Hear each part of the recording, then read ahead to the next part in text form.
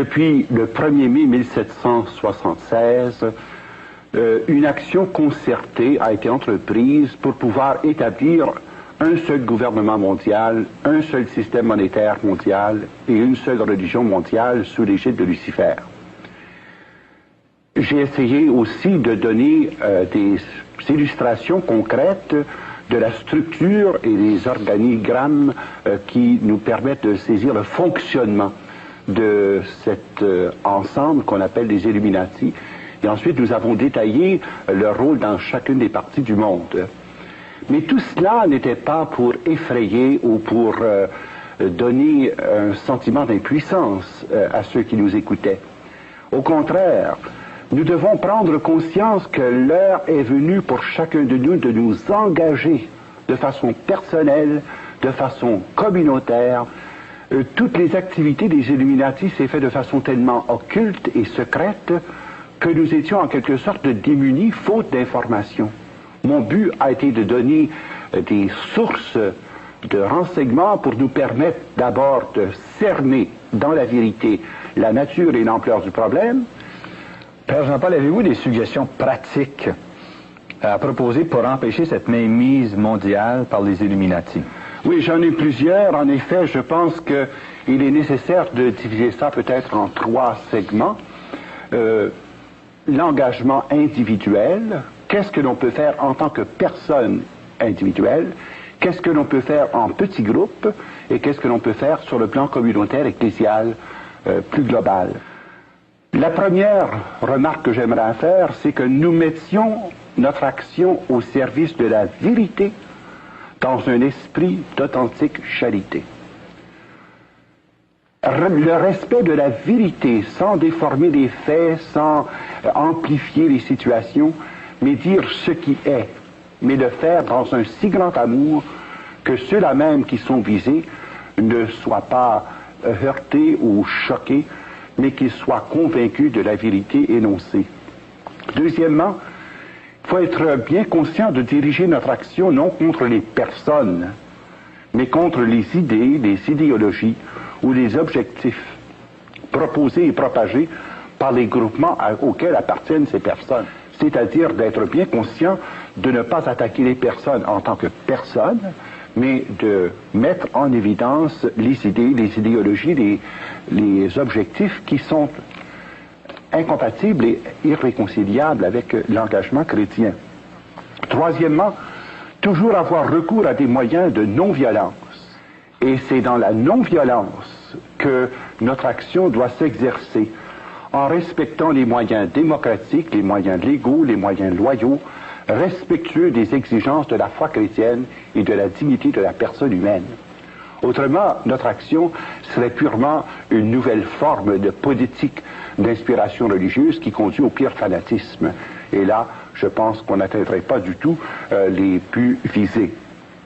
Quatrièmement, rédiger avec soin, c'est-à-dire avec précision et exactitude, les lettres, les mémoires, les documents que l'on destine au public, que l'on destine par exemple aux députés, que l'on destine aux divers ministres des divers services ou encore aux commissions royales d'enquête, telles la commission MacDonald, entre autres. Et toujours prendre bien la peine de vérifier nos sources et de dire explicitement quelles sont nos références, pas d'affirmation gratuite, pour être sûr qu'on soit au service de la vérité dans la charité. Et cinquièmement, éviter toute polémique stérile, toute confrontation hostile sous forme de croisade, par exemple, ou de chasse aux sorcières. Si nous exhortons les auditeurs à un engagement, nous voulons les exhorter à un engagement tellement rempli d'amour et de vérité qu'il n'y a pas de place pour l'amertume, pour la haine ou pour le fanatisme sous quelque forme que ce soit. Maintenant, sur la question de l'engagement individuel, je pense que c'est important pour nous de bien comprendre une chose. On a pu être impressionné par la puissance de ces organisations occultes et on a pu être impressionné également par l'étendue de leur action. Alors je pense que sur le plan individuel, disons, il y a des choses très faciles à faire. Qui ne peut pas écrire une lettre ? Alors, écrire personnellement à votre député, soit fédéral, soit provincial, des lettres exposant clairement vos vues et spécifiant les moyens que vous préconisez pour résoudre les grands problèmes concernant par exemple l'inflation, le chômage, mais surtout cette législation morale qui est en train de tuer la nation par voie de génocide. Je pense à ces législations sur l'avortement, je pense à ces législations sur la limitation des naissances et par le contrôle aussi des organismes de santé dans plusieurs secteurs, qui pourra aller sous peu vers l'implantation du chiffre dans la peau des nouveau-nés. Et là, j'affirme pas une chose gratuitement. Alors, je pense que c'est important que chacun s'engage sur le plan d'une action intelligente, mais bien rédigée par voie de lettres. Deuxièmement, être personnellement engagé à fournir la documentation nécessaire dans les lectures que l'on fait, soit par exemple dans les journaux, dans les revues, pour pouvoir ensuite écrire aux ministres concernés, comme par exemple le ministre des Finances, le ministre de la Défense, le ministre des Affaires extérieures, afin que l'on puisse faire valoir dans la société démocratique où nous sommes, c'est que nous nous sommes tus trop longtemps. Et nous sommes victimes de notre silence maintenant. À cause du vide créé par notre indifférence et notre silence, eh bien, ceux qui préconisaient des voies autres avaient libre champ d'action pour pouvoir exprimer à cœur de jour et à cœur d'année leur point de vue. Vous avez d'autre part les partis politiques. Vous avez les deux grands partis, les démocrates et les républicains, sont chapeautés par des personnes qui ont été sélectionnées à même le CFR pour être sûr qu'il y ait toujours dans les deux partis des représentants des Illuminati, quelle que soit la personne qui occupe le pouvoir. Et c'est eux qui les amènent. Même dans les milieux américains, c'est reconnu. On les appelle pas républicains et démocrates, on les appelle les Rockapobs et Rockadems, tellement c'est connu qu'ils ont le contrôle des deux partis par le financement et par les campagnes électorales qui les conduisent en haut. Et voilà deux domaines. On vient de voir le domaine économique, on vient de voir le domaine politico-militaire. Sur le plan socio-culturel maintenant. Sur le plan socio-culturel, ils ont le contrôle, disons, presque absolu, pour ne pas dire absolu, des mass médias. Comme par exemple les grandes chaînes ABC, NBC, CBS et PBS sont sous le contrôle direct des Illuminati. Grâce à ce contrôle, ils ont aussi les grands studios de production musicale, et c'est la relation que je faisais en parlant du rock'n'roll par l'entremise de l'agence Wicca. Expliquez-nous ça, les gens ne sont pas au courant de ça, Père Jean-Paul. C'est parce que, voyez-vous, ayant le contrôle des principaux studios de production sur le plan des médias de communication, comme par exemple Reuters Information, API, American Press International, vous avez UPI, United Press International. Tous ces organismes sont la propriété des Rockefeller et véhiculent la pensée mondialiste et universaliste des Rockefeller, de sorte que les nouvelles qu'on reçoit sont déjà biaisées en faveur de ce plan d'ensemble. Maintenant, ces gens-là sont ni fous ni imbéciles. Alors, ils savent travailler à long terme pour préparer le terrain et amener les gens petit à petit à pouvoir recevoir de façon, eux autres ils disent, by conquest or consent, recevoir par voie de conquête, par voie de consentement, les enseignements des illuminatistes.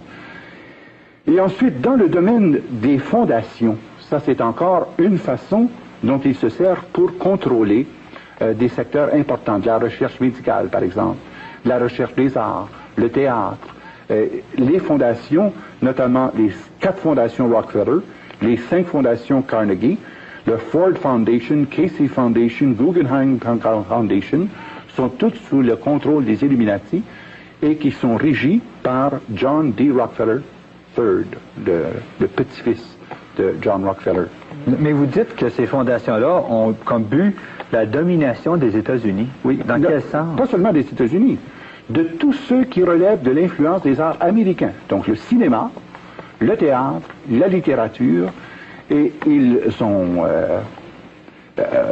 avancé des milliards en dollars pour promouvoir, comme par exemple dans le cas de la musique rock, eh bien c'est des millions de dollars, des milliards de dollars dont il est question.